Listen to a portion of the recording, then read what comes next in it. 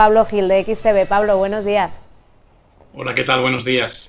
Bueno, estamos viendo aquí, pues eso, los dos valores protagonistas del día, ¿no? Naturgy y PharmaMar. Sí, ha habido una OPA por parte de IFM Global Infrastructure Fund por el 22,68% de Naturgy y la OPA pretende pagar 23 euros en efectivo, teniendo en cuenta que el valor estaba cerrando ayer cerca de los 19,25, pues claro, lo primero que ocurre es que el precio del valor se ajusta a esa oferta nueva que ha habido y eso da una idea también de hasta qué punto hay liquidez en los fondos que están centrados en todas estas temáticas que hemos estado comentando últimamente, ¿no? Como para permitirse el lujo de hacer una OPA sobre un porcentaje tan alto de una compañía tan potente como Naturgy.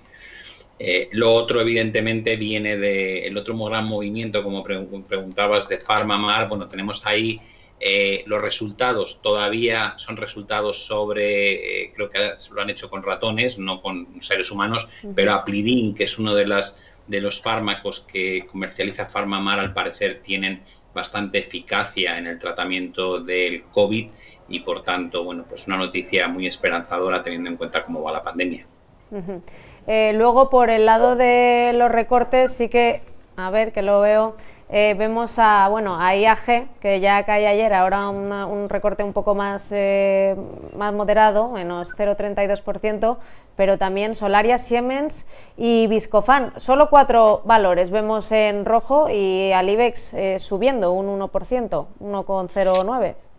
Sí, realmente de los que has mencionado, quitando IAG, que tiene una caída un poco más abultada, el resto son correcciones muy pequeñas.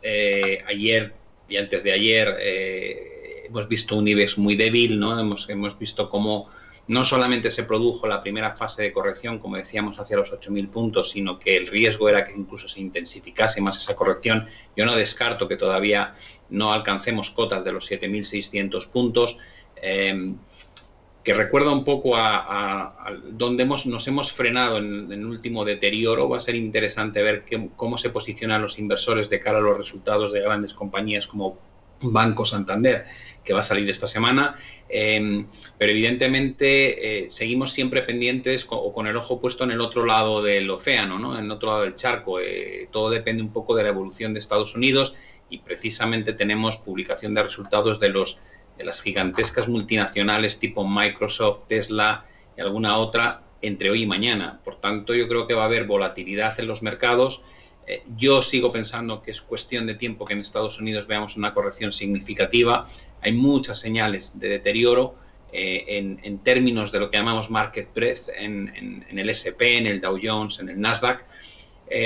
No sirve para hacer un timing de corto plazo, es decir, va a ser mañana o va a ser hoy o va a ser dentro de 4 días, pero lo que sí nos está poniendo de manifiesto es que este movimiento probablemente va a ser muy difícil que se mantenga en el tiempo sin que antes se produzca una corrección, una limpieza en los mercados y que luego dé pie, por supuesto, a nuevos procesos impulsivos. Mi gran duda es qué va a pasar en Europa, donde se está viendo una clara debilidad desde hace una semana respecto a una bolsa estadounidense que todavía está muy cercana a máximos históricos. Entonces, mi sensación es que hay que esperar correcciones algo más severas. Como referencia en el IBEX, desde luego, tendría en mente la cota de 7.600, 7.625. Pablo, hablabas de los resultados de Microsoft que salen hoy, también los de Apple se conocerán mañana, pero aquí en Europa el que ha publicado cifras es UBS. También sí. Estamos viendo pues que las bolsas europeas, al igual que el IBEX, están perdiendo, venían de 3 jornadas en negativo y ahora parece que están en positivo. ¿Cómo ves al resto de Europa? Bueno, el caso de UBS, en mi opinión, es un caso un poco especial. Es líder en banca privada, donde hay una actividad bastante fuerte gracias a toda esta liquidez existente y la euforia de los inversores en bolsa. Y es un banco que probablemente podríamos identificarlo como un banco de inversión, no como un banco comercial tradicional. Y la banca de inversión en Estados Unidos lo está haciendo relativamente bien, lo cual quiere decir que UBS, los resultados a mí no me sorprende que sean buenos. Sería raro que en este entorno no fuesen buenos, pero curiosamente creo que lo que más ha gustado de los resultados de UBS no son tanto los datos de beneficio neto o las ganancias que ha obtenido trimestre contra trimestre, sino el anuncio de un paquete de recompra de acciones que es el doble de grande de lo que hacía anteriormente a la crisis. Volvemos otra vez a este concepto de compañías que su principal argumento de inversión es comprarse a sí mismas.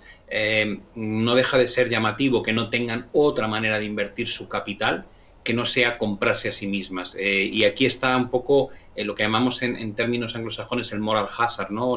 De alguna manera, si es ético que las compañías que encima reciben ayudas de los gobiernos o que reciben apoyos cada vez que hay una crisis, tan pronto respiran, utilicen el dinero para comprarse a sí mismas, lo cual muchas veces es lo que llamamos manipulación financiera de los balances, ¿no? Porque si tú retiras acciones del mercado, el beneficio por acción sube, pero no es porque estés ganando más, simplemente porque se reparte la misma tarta entre menos acciones. Y es algo que en Estados Unidos, por ejemplo, fue una práctica tremendamente habitual durante los últimos años antes del COVID y que tan pronto se les permita van a volver a replicar. Como digo, es una forma de engañar al inversor, ¿no? De dar la sensación de que todo va cada vez mejor cuando realmente no es así. Simplemente es una manipulación financiera. De cara un poco creo que la manera de plantear la situación ahora mismo a nivel inversores de bolsa, creo que hay que tener muy claro o diferenciar mucho entre el corto y el largo plazo, ¿no? Si el largo plazo depende de las inyecciones continuas de liquidez de los bancos centrales, probablemente 2021 nos va a deparar todavía subidas importantes en bolsa. En el corto plazo creo que es muy mal momento para entrar, creo que hay un alto riesgo de corrección y por tanto intentaría aprovechar esas correcciones para comprar y no hacerlo aquí, donde hemos visto que Estados Unidos prácticamente sigue en máximos históricos. Y por último, Pablo, también estamos muy pendientes del Foro Económico de Davos que ayer inauguraba Xi Jinping y apelaba al multilateralismo y también hablaba de una nueva guerra fría tecnológica. No sé cómo va a afectar esto o cuáles son sus intenciones, cómo van a afectar a los mercados. Bueno, yo creo que hay un poco de hipocresía, ¿no? China todavía manipula la divisa y cuando digo manipular la divisa no me refiero a una crítica del expresidente Trump, es que fijan el tipo de cambio ellos. La variación sobre el eje diario lo marca China, lo cual quiere decir que no estás compitiendo en igualdad de condiciones con el resto. Y ya sabemos lo importante que es la divisa para las relaciones comerciales, lo barato o caro que es el producto que exportas y que importas. Por tanto, que China esté hablando de temas de guerras tecnológicas cuando todavía en algo tan sencillo como el control de tu moneda es algo que no hace prácticamente ningún otro país del mundo y que ellos como segunda potencia mundial todavía están controlando, no creo que sean los más indicados para señalar a nadie. Que va a haber una guerra tecnológica es evidente, estamos viendo el papel que juegan las multinacionales en Estados Unidos. Ahora mismo el poder que tienen los Apple, Microsoft, Google es inaudito. Tienen un control de las pautas de consumo de todo el mundo como antes era impensable y su posicionamiento ya no es el que rige en función de sus objetivos comerciales sin más. Es decir, Facebook ya no es una red social solamente. Apple ya no es un fabricante de teléfonos móviles y de ordenadores. Google no es un buscador. Y así podríamos seguir con todos ellos. Son imperios que controlan muchas cosas, entre otras cosas nuestros hábitos de consumo, dónde estamos, geolocalización y muchas cosas más. Evidentemente que hay una guerra tecnológica, pero la guerra tecnológica no solamente entre países, sino más bien entre grandes multinacionales que intentan escapar del control de los países donde están ubicados, y no hace falta más que mirar la batalla que hay para intentar que esas multinacionales paguen impuestos acordes a lo que ganan en los territorios donde generan dichos ingresos. La famosa tasa Google, tienen tal poder que de alguna manera consiguen evadir las reglas de juego que marcan los gobiernos y las regiones, como por ejemplo la zona euro.